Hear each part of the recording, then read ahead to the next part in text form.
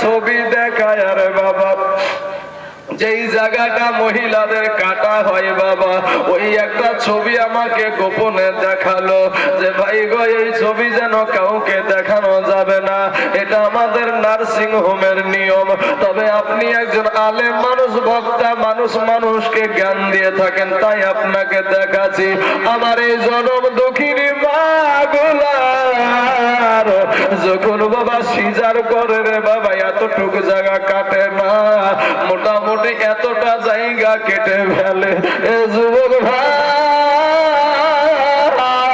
কারে তুমি মা বইলা ডাকো না রে যুবক। আমি তাইজুল ইসলাম এই চেয়ারে এমনি বসি নাই রে যুবক, এই চেয়ারে বসার পিছনে আমার মা বাপের দোয়া রয়েছে। যদি কোনো সন্তান বড় হয়, মা বাপের দোয়া ছাড়া কিন্তু কেউ বড় হতে পারে না। আপনারা শুনেছেন এক গিলাস পানি দিয়া বাইজিদ বুস্তামি রহমতুল্লাহ আলাইহির মা বাবারে একটা গিলাস পানি খেতে চেয়েছিল। পানি যখন খেতে চেয়েছে, এবার বাইজিদের বাড়িতে পানি নাই, বাইরে থেকে পানি আনতে গিয়া এবার মা জননী ঘুমায়া গেছে। ও যুবক, নাবালক একটা সন্তান বাইজিদ, মা এসে দেখে মা ঘুমিয়ে গেছে। এবার কি করলো, চিন্তা করছে আহারে আমার মা তো এখানে ঘুমিয়ে গেছে, আমি যদি মা জননীর ঘুমটা ভাঙিয়ে দিই তাহলে আমার বড় অন্যায় হয়ে যাবে, মা আমার কষ্ট পাবে। না না, আমার মাকে আমি কষ্ট দিব না। আর যদি মা চালা পাওয়ার পরে, ঘুম থেকে জাগ্রত হওয়ার পরে যদি পানির পিপাসায় কষ্ট পাই, আমি বাইজিদ বুস্তামি আমি এখানেও বেয়াদবি হয়ে যাবে। অতএব আমি এই কনকনে শীতের টাইমে, এই ঠান্ডার টাইমে আমি আজকে বিছানায় পিঠ লাগাবো না। চিৎকার মেরে বলেন সুবহানাল্লাহ। বাবারে কনকনে শীতের টাইম, ঠান্ডার টাইম, বাইজিদ বুস্তামি রহমতুল্লাহ আলাইহি বাবা থরথর করে কাঁপে আর মায়ের কাছে একটা কথা, মা শব্দটাই কত যে মিষ্টি রে বাবা। যার মা নাই গো, সেই যারা মা হারানোর কি ব্যথা। বাইজিদ বুস্তামি রহমতুল্লাহ আলাইহি তত্তর তত্তর করে কাঁপে আর মায়ের বিছানার কাছে দাঁড়ায় আছে। যখন ফজরের টাইমে মুয়াজ্জিন আযান দিচ্ছে, আসসালাতু খায়রুম মিনান নাওম, এই কথাটা যখন বলেছে বাবা, মা জননীর চোখটা খুলে গেছে। মা জননীর যখন চোখ খুলেছে, চোখ খুলে দেখে ছোট্ট ছেলে বাইজিদ বাবার বিছানার পাশে দাঁড়িয়ে দাঁড়িয়ে থরথর করে কাঁপতাছে। বলে বাবা রে বেটা, তুমি এখানে কেন? কি ব্যাপার? বলে মা গো, আমার কাছে তুমি এক গিলাস পানি চেয়েছিলে। ও মা, পানি বাড়িতে ছিল না, বাইরে আনতে গিয়ে দেরি হয়ে গিয়েছিল, আপনি ঘুমায়া গিয়েছিলেন। এই ঘুমিয়ে যাওয়ার কারণে মা চাদর পাওয়ার পরে তুমি কষ্ট পাবা গো মা, এর কারণে আমি বাইজিদার বিছানায় পিঠ লাগাইনি গো মা। মা জননী বিছানা থেকে উঠে বাবা পানিটা নিয়ে সঙ্গে সঙ্গে পানিটা পান করে সন্তানকে আপনার বিছানায় শুইয়া দিয়া ঢেকে দিয়া ফজরের নামাজে দাঁড়ায়া গেল। ফজরের টাইমে মা চোখের পানি ছেড়ে দিয়ে বলে, আল্লাহ রব্বুল আলামিন গো, আমার বেটার উপরে আমি খুশি, আমার বেটার উপরে আমি রাজি, তুমি আমার বেটার উপরে রাজি হয়ে যাও। শুধু তাই না, আমার বেটাকে আউলিয়াদের তাজ বানায়া দিও। জোরে বলেন সুবহানাল্লাহ। খোদার ওলি মরে না কো আমার চিরদিন, তাদের দেহ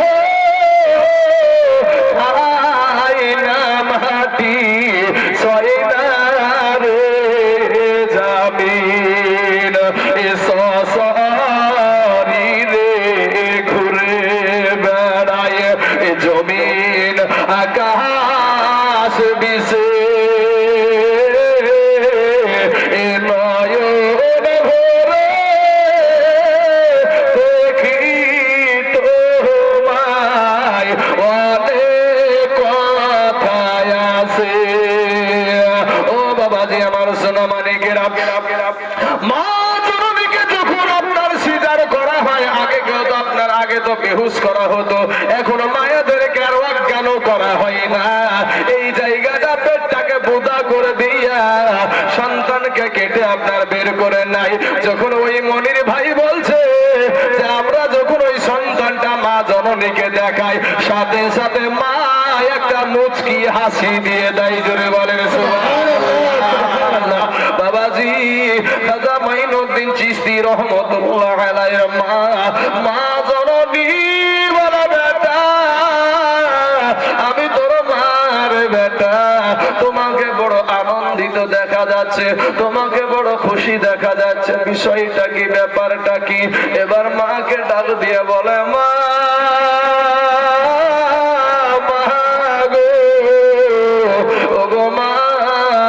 আমি হিন্দুস্তানের জমিনে গিয়েছিলাম গো মা, আমি ভারতের জমিনে পা রেখেছিলাম গো মা, ওই দেশে গিয়ে আমি কালেমার দাওয়াত দিয়েছি মা, একটা নাই দুটো নয়, 80 থেকে 90 লক্ষ বিধর্মী কালেমা পড়ে মুসলমান হয়ে গেছে। জোরে বলেন সুবহানাল্লাহ। এবার জনম দুঃখিনী মা বলছে লোকিত হয়ে যায়। জোরে বলেন সুবহানাল্লাহ। স্বাভাবিক একটা প্রশ্ন আপনাদেরকে করি, আপনাদের গোবরের, গরুর পায়খানাকে কি বলেন? গোবর বলেন না? তো গোবরের পাশে যদি দাঁড়ান, গ্যাস বোধহয় আতরের লাগবে নাকি? সেন্টটা গোবরের লাগবে না? সেন্টটা গোবরের লাগবে। আর যদি মৌলভী সাহেব এখন আতরের দোকান করেছে, তো আতরের দোকানে যে যদি বসেন, তাহলে কোন সেন্টটা লাগবেন, গোবরের না আতরেরটা? তো ও গোবরে বসে থাকা মাল, ও গোবরে বসে থাকা মাল ওই আতরকে টিটকারি মারে। আতরকে টিটকারি মারে কোথায় মারে? কোন মাচানে, দোকানে, মাঠে ঘাটে, একা করে, কোন আলেমের সাথে নয়, আবার মোবাইলে বাবাজি ফোন করি বিরক্ত করে, এটাই আই হবে না আই হবে, সামনে পড়ার মতন ক্ষমতা তাদের নাই। এবার বাবাজি আমি এই আব্দুল কাদের জিলানী রহমতুল্লাহ আলাইহির জীবনীতে আসবো, তার পূর্বে আমি আরো কয়েকটি কথা আমার যুবক ভাইদেরকে বলবো, আব্বাজান আপনাদেরকে বলবো যে বাপ, এই দুনিয়া থেকে আপনাকে বলবো ভাই, আপনাদেরকে বলছি চাচা, আপনার পাশে এই ছেলেটা বসে আছে, এই ছেলেটার বয়স কত হবে? ওই যে ওই ছেলেটা লাল গেঞ্জি গায়ে, বয়স কত হবে? 8-9 বছর হবে। আপনাদের কাছে আমার প্রশ্ন ভাই, আপনারা যখন হাত উঠাচ্ছিলেন আমি খুব আনন্দ উপভোগ করছিলাম এখানে বসে বসে। আপনারা যখন হাত তুলে তুলে যখন আপনারা সাক্ষী দিছিলেন, তখন বাবা যে এই হাতগুলা আমার আল্লাহর ফারিস্তারা দেখে যারা দেখেনি গো, এটার কারণে আপনাকে জান্নাত দিয়ে দিবে আল্লাহ। জোরে বলে সুবহানাল্লাহ। অনেকেই হাতটাকে বাবা যে নামিয়ে রেখেছে, উনি নিজেকে মনে করছে আমি খুব চালাক, এক মুড়ল জীবনে বাবাজি, এক মুড়ল বাড়ি ঘরে বা দেশে বিচার টিচার করে না, এই মুড়ল গেছে পায়খানা ফিরতে। এখন তো ঘরে ঘরে বা টয়লেট হয়েছে, পায়খানা হয়েছে নাকি বাবজি, ঘরে ঘরে টয়লেট হয়েছে। তো আগে বাবাজি মাঠে যেত পায়খানা ফিরতে, ঠিক না? ঠিক তো মাঠে বদনাতে করে পানি নিয়ে, ঘটিতে করে পানি নিয়ে মাঠে চলে যেত, মাঠের বাতাস আর বিড়ির টান, আরাম করে পায়খানা ফিরে হতো। তো এবার এই মুড়ল পায়খানা ফিরিয়ে বাবাজি পানি খরচ করতে যাইয়া দেখছে যে বদনাতে 1 ফুটাও পানি নাই, বদনাতে 1 ফুটাও পানি নাই। তো বদনাটা হলো ফুটিয়ে, বদনাটা ফুটিয়ে। মুড়ল তখন যে হারে এই 2-4 খান গ্রামের আমি বিচার করি, কেউ কোনোদিন আমাকে ঠকাতে পারলো না, আর তুই বদনা আমাকে ঠকিয়ে দিলি। বলছে তুই যে আগামীকাল কি করে ঠকাস তাও দেখবো। মুড়ল পরের দিন ওই বদনাতি আবার পানি নিয়ে গেছে, যাওয়ার পরে বলছে তুই তো গতকালকে ঠকালছিস, আজকে যে কি করে ঠকাস তাও দেখছি, আজকে পায়খানা ফিরার আগে পানি খরচ করবো। কে ঠকলো? ওই মুড়লি ঠকলো। যারা হাত তুললো তারা হারে নাই বাবা, তারা পাগল না। পাগল হইলা তুমি যে তুমি হাতগুলাকে নিচে রেখেছো, কারণ আল্লাহর বরত্ববাদের ধ্বনি দিতে গিয়ে হাত তোমার উঠে না, মুখের জবান দিয়ে কথা বের হয় না, আল্লাহু আকবারটা বের হয় না, ইয়া রাসূলুল্লাহ শব্দটা বের হয় না। অতএব বাপ, আমি কষ্ট দিতে চাই না, আমাদের গুনহায় গুনহায় কালটা পাথর হয়ে গেছে, ওগুলা থেকে অলসতা চলে এসেছে, ওইটা আপনাকে ভালো লাগবে না। কিন্তু যারা হাত উঠিয়েছে তারাই জিতেছে। জোরে বলেন সুবহানাল্লাহ। সুবহানাল্লাহ। যারা হাত উঠে বলি ইয়া রাসূলুল্লাহ, ইয়া রাসূলুল্লাহ সাল্লাল্লাহু আলাইহি ওয়াসাল্লাম। এখানে একটা ছেলের বয়স আমি জিজ্ঞেস করলাম, আপনারা শুনতে পেয়েছেন 8 থেকে 9 বছর। আপনাদের কাছে প্রশ্ন উত্তর দিতে হবে ভাই, এই বয়সের ছেলে আপনাদের গোরস্থান ময়দানে আছে না নাই? উত্তর দিতে হবে, হাত উঠিয়ে আছে না নাই? আছে। আচ্ছা, আমাদের মতো যুবক এইরকম বয়সের ছেলে আপনাদের গোরস্থান ময়দানে আছে না নাই?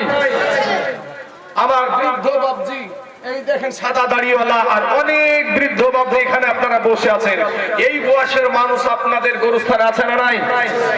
আসার সিরিয়াল আছে, যাওয়ার কোনো সিরিয়াল নাই। কবি বলছেন, ও তোর গহনা যৌবন ফুরায়া যাবে, যৌবনে লাগিবে ভাটি, ওই যে দেখো ডাকিতেছে ভাইরে কবরের মাটি, ওই যে দেখো ডাকিতেছে ভাই গো কবরের মাটি, ও তোর গহনা যৌবন ফুরায়া যাবে, যৌবনে লাগিবে ভাটি, ওই যে দেখো ডাকিতেছে যুবক ভাই গো কবরের মাটি, বাইরে সন্ধ্যার আগে যেদিন ডুবিবে বেলা, এক মুহূর্তে শেষ হইবে তোমার রঙেরই মেলা, সন্ধ্যার আগে যেদিন ডুবিবে বেলা, এক মুহূর্তে শেষ হইবে তোমার রঙেরই মেলা, তুমি কার মারো এ জোরে ধম,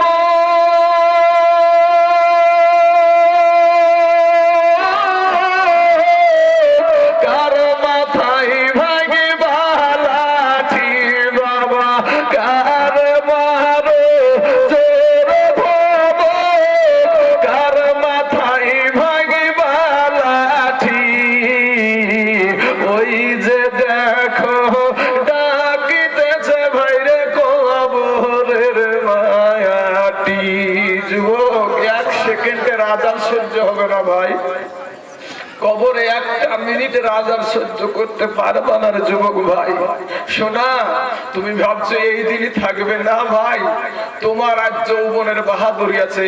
এই বৃদ্ধ চাচাটাকে জিজ্ঞেস করো তার যৌবনের বাহাদুরি কেমন চলে এখন। আর যত বৃদ্ধ আছে সব বৃদ্ধকে জিজ্ঞাসা করো, চাচা গো আপনার যৌবনের হালাত কি? বলবে আল্লাহ রে বাপ, সব শেষ হয়ে গেছে।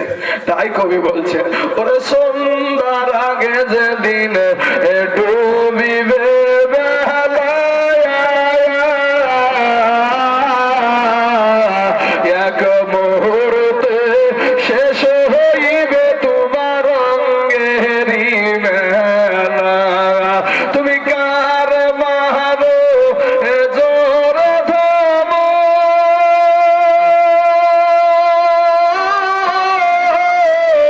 কার মাথায় ভাঙিবা লাঠি বাবা, কার মারো জোরে ধম, কার মাথায় ভাঙিবা লাঠি, ওই যে দেখো ডাকিতেছে বাপ গো কবরের মাটি, ঘুইরা মরো তুমি এই দুনিয়ার পিছে,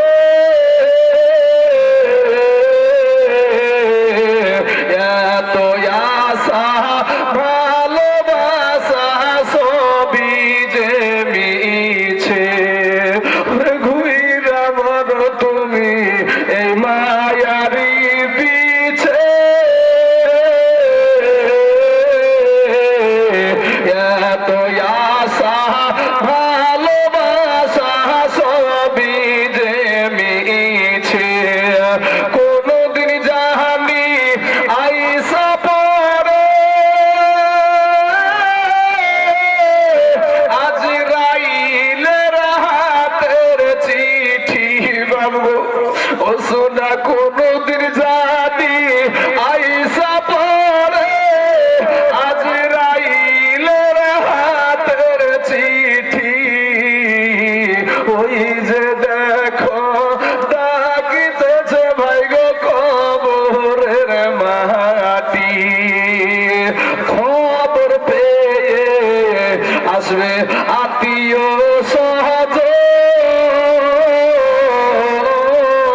সহজন চতুর্পাশে বসে তারা করিবে কন্দন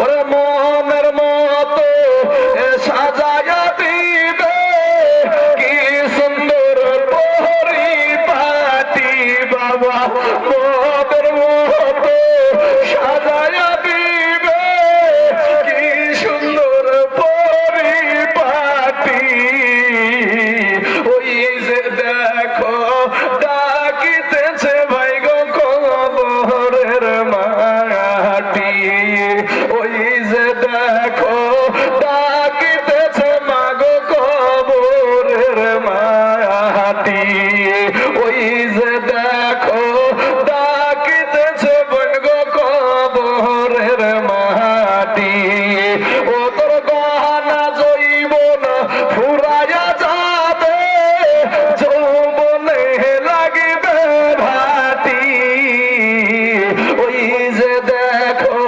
ডাকিতেছে বোন রে কবরের মাটি আব্বাজান আমার সোনা মালিকেরা যুবক ভাই এই গজলটা বলতে আমার হৃদয়টা কাঁদে কারণ ওই কবরে যখন যাবো রে ভাই কেউ সঙ্গে যাবে না মা যাবে না বাবা যাবে না ভাই যাবে না বোন যাবে না আপনার কবরে একাই যেতে হবে আমি প্রথম থেকেই আমার এবার বক্তব্যর যে লাইন সেই লাইন ধরে আমি আলোচনা করব যেহেতু গাউস পাক বড় পীর আব্দুল কাদের জিলানী রহমতুল্লাহ আলাইহি কিভাবে তিনি এই রকম জায়গায় পৌঁছালেন এর কারণ হলো বাবাজি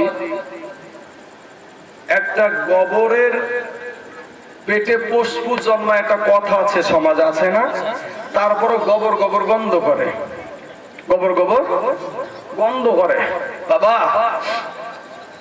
গাছ যদি ভালো হয় ফলো ন্যাংরা আম লাগাইবার পরে যদি ফজলি আমের আশা করেন হবে নাকি বা আমার মা খালারা ও মা জননীরা আমি বলছি আপনাদেরকে মাগো আপনাদের ওয়াজটা এখানে বেশি হবে এই আব্দুল কাদের জিলানীর জীবনীতে মায়েদের ওয়াজ ভরা আছে কারণ ওই জীবনী থেকে আমাদেরকে শিক্ষা নিতে হবে এটাই তো উদ্দেশ্য নাকি এটাই উদ্দেশ্য ওনার জীবনীটা টানার উদ্দেশ্য হলো ওনাদের জীবন চরিত্রের কথা শুনে ওই চরিত্রতে আমাদের জীবনটাকে অতিবাহিত করার নামটাই হলো নামটা হলো আদর্শবান চরিত্র তাই না তিনাদের চরিত্র ছিল আদর্শবান আল্লাহ কোরআনে বলেন লাকাদ কানা লাকুম ফি রাসূলিল্লাহি উসওয়াতুন হাসানা সমগ্র জাহানের জন্য উত্তম আদর্শ দেওয়া হয়েছে আপনার আমার নবীর ভেতরে জোরে বলেন সুবহানাল্লাহ এই যুবকেরা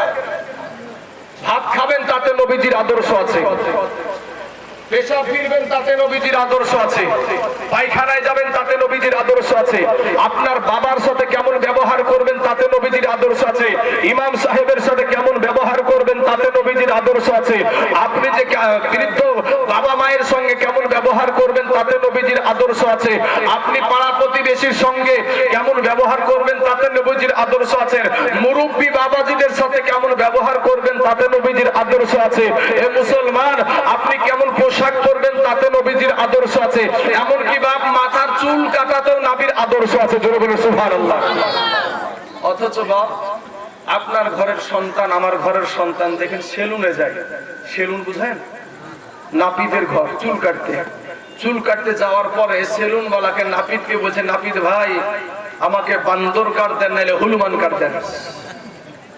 মাথার ভিতরে ভাই টিকটিকি এখন বানাইছে, আছে না? এদিক দিয়ে চাইছে একেবারে এমন করে চাইছে ফেলে বাবাজি। আর দেখবেন আর একটা বিষয়, আল্লাহর দেওয়া রং পছন্দ হয় না, দেখবেন কুত্তার লেজের মতন রং করে। মেহেদি দিয়াটা না, মেহেদি দেওয়ার কথা বলছি না, কুত্তার লেজের মতন রং করে রাস্তায় ঢং করে ঘুরে নিজেকে খুব মডার্ন মনে করে। তোর মডার্ন বাড়ি গেলে কবরে যাই আর দেখ বাসের লাঠি রেডি। বাবাজি দেখেন বাপ, আল্লাহর ওলি কারা হয়েছে। এই ভারতের জমিনে যখন কোনো মুসলমানই ছিল না, এই ভারতের জমিনে যখন কোনো মুসলমান ছিল না, খাজা মাইনুদ্দিন চিশতি রহমতুল্লাহ আলাই একটা নয় দুটো নয় 80 থেকে 90 লক্ষ বিধর্মীকে কালেমা পড়ে মুসলমান বানিয়েছে। জোরে বলেন সুবহানাল্লাহ। ওলিদের কথা শুরু করলাম। এই খাজা মাইনুদ্দিন চিশতি যখন আপনার এত মানুষ মুসলমান করার পরে মায়ের দরবারে ফিরেছে, মায়ের কাছে যখন ফিরেছে, আজকে যদি আপনাদের এখানে আমি যদি সভাটা যদি সুষ্ঠুভাবে যদি ভালোভাবে করতে পারি, আপনাদের যদি পছন্দ হয়, তাহলে বলেন তো আমার ভিতরে একটা আনন্দ হবে না? হবে না? আনন্দ হবে।